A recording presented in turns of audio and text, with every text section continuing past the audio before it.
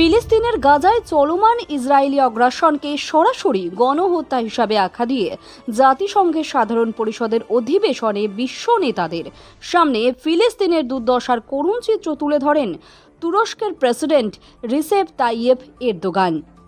New ইয়র্কে জাতিসংঘ সাধারণ পরিষদের ৮০তম অধিবেশনে দেওয়া ভাষণে তিনি গাজায় শিশু হত্যা, মানবিক বিপর্যয়, গণনিধন এবং আন্তর্জাতিক নীরবতার তীব্র সমালোচনা করেন।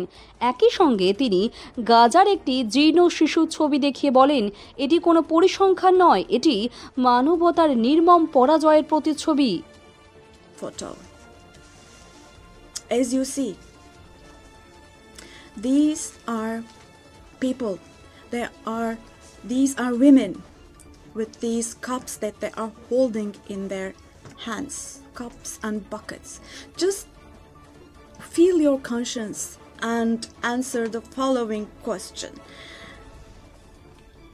Can we possibly have a reasonable reason for this brutality in 2025?